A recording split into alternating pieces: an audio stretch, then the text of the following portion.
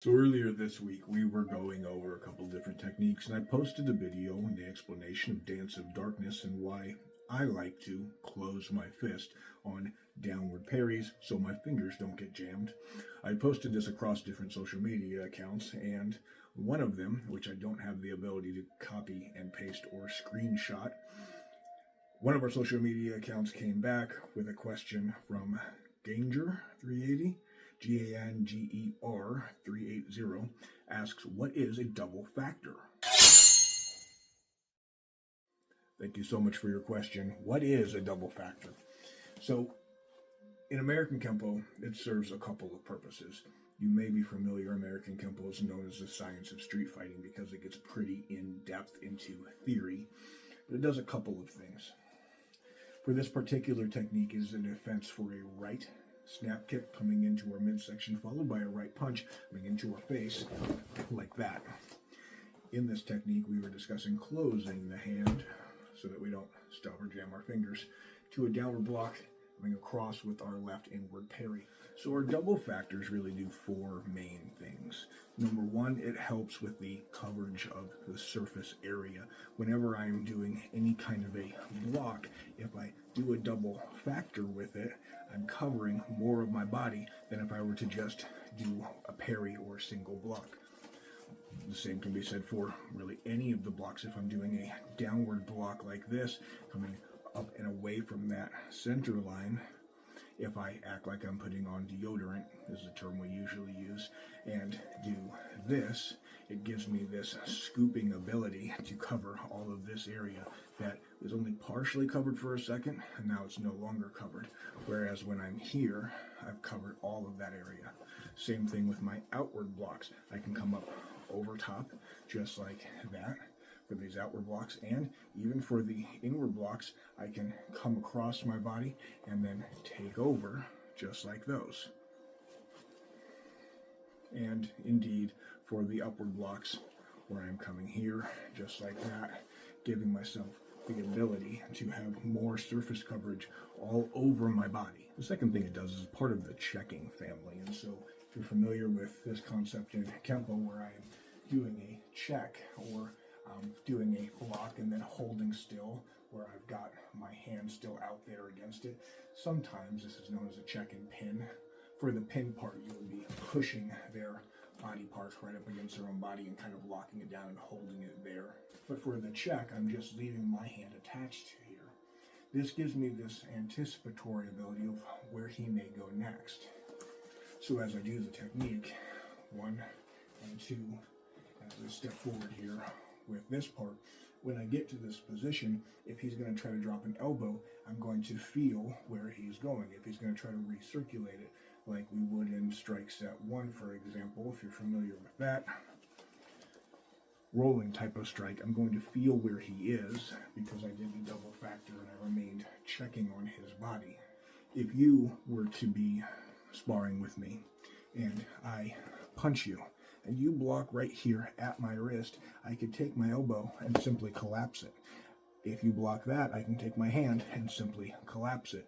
If you block that, as long as you're remaining checking, you can kind of feel the direction that I'm going in next as I recirculate things back in. Similar to strike set 1, as we start to circle these things from any given direction, that motion doesn't have to be just straight and in at different angles. It can circle into other things. When I've done that double factor and I've stayed checking here, if he starts to move in any direction, I'm going to feel where he's going and have a better ability to stop and block it. The third thing it does is it gives me the ability to kind of gauge the proximity here and even a little bit of the timing. So as I've done this part, when I get to the point where I'm here, I know if I am further out or closer up in where I need to be able to go. So as I've got this, I use this hand. It's more of a reactionary and this hand is more of a response. When I've done this, I have the ability to gauge the distance of where we are and even how fast he's moving in. For example, if I throw a quick jab and you get that parry in and you were able to connect, but you tried to do a double factor, and I retracted before you got to the double factor with your right hand, or you moved it up out of the way and did indeed connect, and I simply moved over this way, you could kind of feel the speed I was going at. If I come in like that, and you can do that motion that quick, that gives you the ability to gauge the speed as well as the distance in which you're going to be reaching out. One of the reasons why Song of Hands is super important, and we're here. If you remember this drill,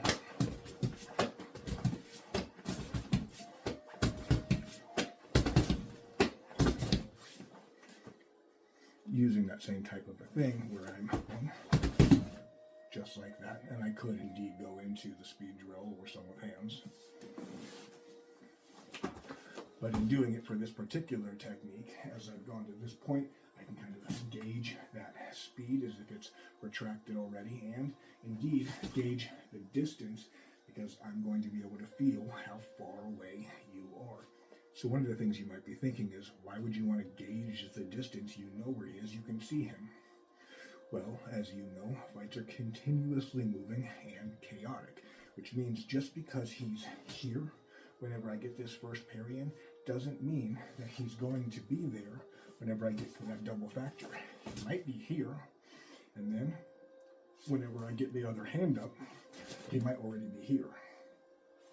As he's closing distance, I've maintained that checking position, but I can also now feel where he is. So it allows me to be able to gauge his distance as he's moving and in what direction he's moving in. And the fourth thing it does is it helps us extend our blocks out, which means if I'm in a particular type of stance, I can only extend so far across my body. Depending on the angle at which you're attacking me, I may want to take it out further. I'm not going to lean over to do that. I want to maintain that solid stance. In that first part, having a twist stance with this down and this up, and as soon as I've gotten to this point, I'm moving into a transitionary stance. However, I can just as easily go into a neutral blow from this position and have this solid and held down. As I'm here, this part of my block isn't really going any further than this point. This is more of a speed part. As soon as I get here, when this comes up, this can go much further out because it's going all the way across my body. So if you think about it as you're striking me and I parry you, if I want to push you further in that direction, I'm going to have this other hand come up, double factor, and continue to guide you along that way.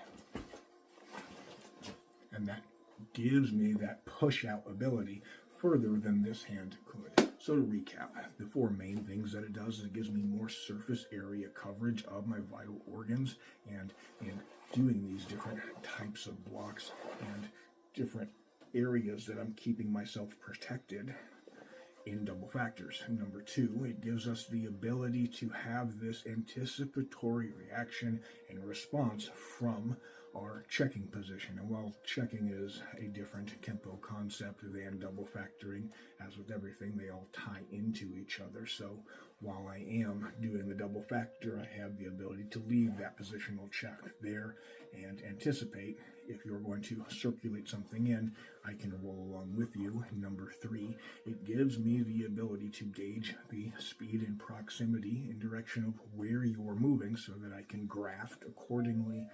And number four, it gives me the ability to extend out the distance of my block, because if I'm going this way and I parry with this hand, unless I step with it, this hand's only going so far. One hand feeds the other and can send it down the line. I'm Instructor Thompson, my Self-Defense Studio.